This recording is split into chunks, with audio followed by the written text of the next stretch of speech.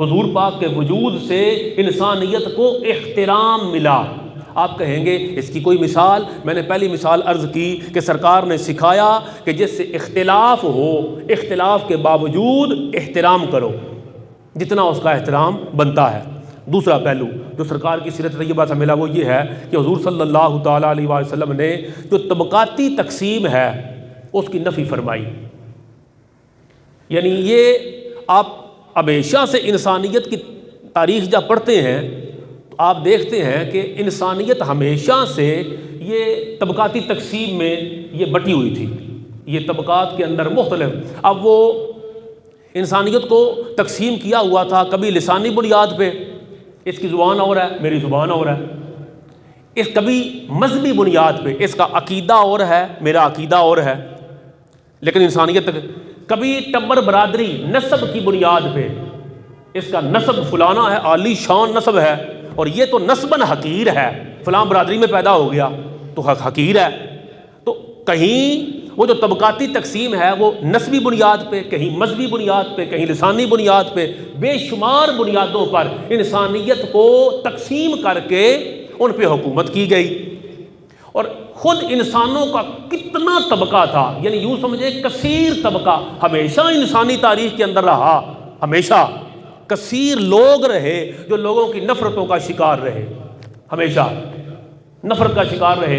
اور کتنے لوگ رہے جو فلاں ٹبر میں آنے کی وجہ سے، فلاں برادری میں آنے کی وجہ سے، فلاں قبیلے میں آنے کی وجہ سے، فلاں بندے سے نسبت اور تعلق کی وجہ سے، فلاں زبان آنے کی وجہ سے ان کو شروع سے عزت مل گئی کہ فلاں برادری کا بندہ ہے، عزت والا ہے۔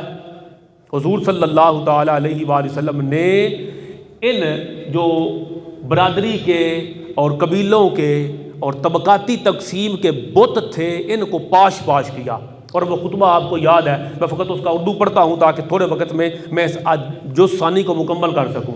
مشہور خطبہ حضور صلی اللہ تعالیٰ علیہ وآلہ وسلم کا، پیارے کا فرماتے ہیں یا ایھا الناس الا ان ربکم واحد واباکم واحد فلا فاضل لعربی علی اعجمی ولا لاعجمی علی عربی ولا لاحمر علی اسود ولا لاسود علی احمر الا بالتقوی۔ مشہور جملہ آقا علیہ السلام کا۔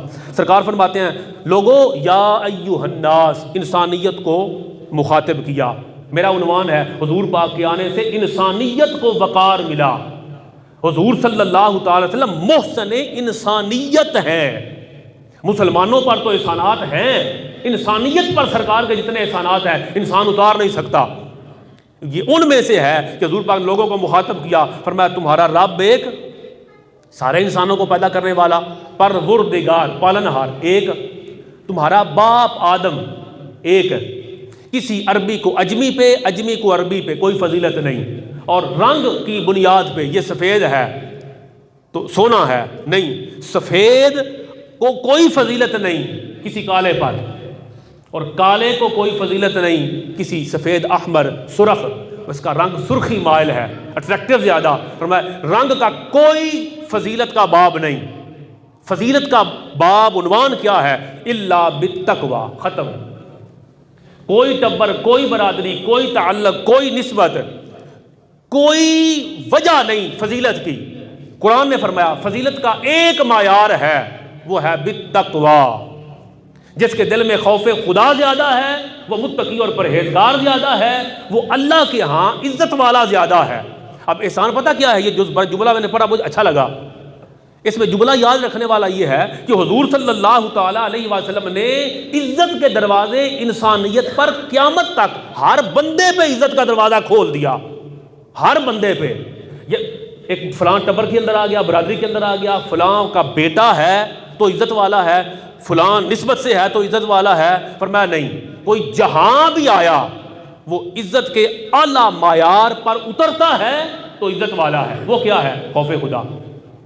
اور اس کے لیے آپ کو کتنا حسین واقعہ حضور صلی اللہ تعالیٰ علیہ وسلم نے ان بتوں کو کیسے پاش پاش کیا۔ ایک موٹی مثال وہ یہ کہ اپنے غلام، آزاد کردہ غلام تھے حضرت زید، حضرت زید کے ساتھ اپنی پھپھی زاد بہن حضرت زینب کا نکاح کیا۔ یعنی آج آپ نہ سوچیں، اس دور میں چلے جائیں، وقت قلیل ہے ورنہ اس دور میں تھوڑا لے جاتا آپ کو، اپنے آپ کو وہاں لے جائیں کہ حضور صلی اللہ تعالیٰ علیہ وسلم کے دور اقدس میں سرکار کا ٹبر برادری قبیلے کا سردار اور حقیر ترین کون لوگ ہیں؟ جو غلام ہیں. ایک غلام زادے کے ساتھ اپنی پھپھی کی بیٹی کی شادی کر دی. اس سے بڑا ان بتوں کو پاش کرنے والا کون ہوگا؟ اور ہمارا جو ایک خیال ہے کہ شاید غیر برادری میں، ہم غیر برادری میں شادی نہیں کرتے، اور یہ ہمارے ہاں برادری کے باہر شادی نہیں کی جاتی، یہ غیر اسلامی رویہ ہے. حضور صلی اللہ تعالی وسلم کی، میں انشاءاللہ عرض کروں گا آگے جا کے کسی دن، سرکار کی شادیاں چیک کریں، برادری کے اندر کتنی ہیں، قریش برادری کے اندر، برادری سے باہر کتنی ہیں، اپنی حضور پاک کی شادیاں. تو شادی کا معیار جو ہے وہ یہ دیکھا جائے گا کہ دونوں کا لیول، میچیورٹی لیول، علمی لیول، دونوں کا جسمانی لیول، دونوں کی انڈرسٹینڈنگ وہ دیکھی جائے گی. وہ جس برادری کے اندر بھی آپ کا ہے، شریعت اجازت دیتی ہے آپ وہاں رشتہ کر سکتے ہیں. تو حضور صلی اللہ علیہ وسلم نے رشتہ کیا. بلکہ یہ واقعہ آپ کو سنانا چاہتا ہوں، فتح مکہ کا واقعہ آپ کو یاد ہے. حضرت بلال کو حکم دیا، تیزی کے ساتھ عرض کرتا ہوں، بلال کو حکم دیا کعبے کی چھت پہ چلے جاؤ، اذان پڑھو. لوگ حیران، یہ وقت بھی آنا تھا. 3 میں آپ کو جملے سناتا ہوں ان لوگوں کے. لوگ حیران ہو گئے، بلال کعبے کی چھت پہ چلے گا، آج یہ وقت بھی آنا تھا. سرکار نے حکم دیا کعبے کی چھت پہ چڑھ جاؤ. بلال چڑھے، اذان پڑھی. اب یہ لوگوں کے جملے دیکھیں. عطاب کہنے لگا، کہتا ہے بلال کو دیکھا نا کعبے کی چھت پہ، غلام زادہ، اور کعبے کی چھت پہ عزت کے اعلیٰ معیار پہ حضور پاک نے کھڑا کیا. تو عطاب کہتا ہے کہ اللہ کا شکر ہے میرا باپ یہ منظر دیکھنے سے پہلے مر گیا، شکر ہے یہ منظر میرے باپ نے نہیں دیکھا. وہ کیا سوچتا کہ یہ وقت بھی ہونا سی کہ غلام وہ خانہ کعبے کی چھت پہ کھڑے ہوں گے اور اذانیں پڑھیں گے. شکر ہے میرا باپ یہ دیکھنے سے پہلے مر گیا. حارث بن ہشام بولا الیاذ باللہ الیاذ باللہ. وہ کہتا ہے کہ کیا محمد صلی اللہ علیہ وسلم کو الیاذ باللہ اس کالے کوے کے علاوہ کوئی بندہ ملا تھا اذان پڑھنے کے لیے؟ یہ ان لوگوں کا مزاج ہے جن لوگوں میں حضور پاک نے بلال کو کہا تم اذان پڑھو. ان لوگوں کو پتہ چل جائے کہ دنیا کو عزت اور وقار ملا ہے تو مصطفیٰ پاک کی بارگاہ سے ملا ہے. پھر سہیل بن عمر کہتا ہے کہ جیسی اللہ کی مرضی. افسوس کے ساتھ بے جان ہو کے دیکھ کہتا ہے جو اللہ کی مرضی، مطلب اب میں بے بس ہوں، یہ وقت بھی آنا تھا.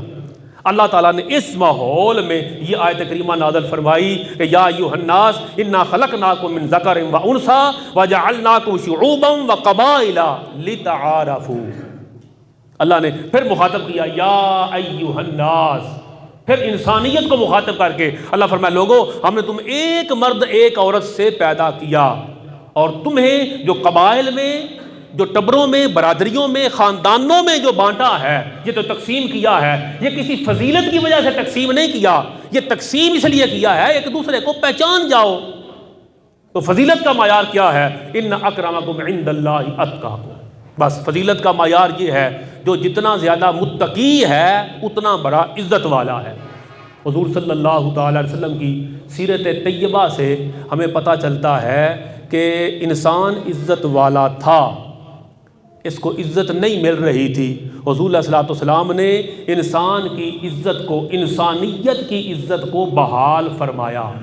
حضور علیہ الصلوۃ والسلام نے اس کے کئی پہلو، 2 میں نے آج بیان کیے، 3 انشاءاللہ اگلے خطبہ جمعہ کے اندر بیان کریں گے.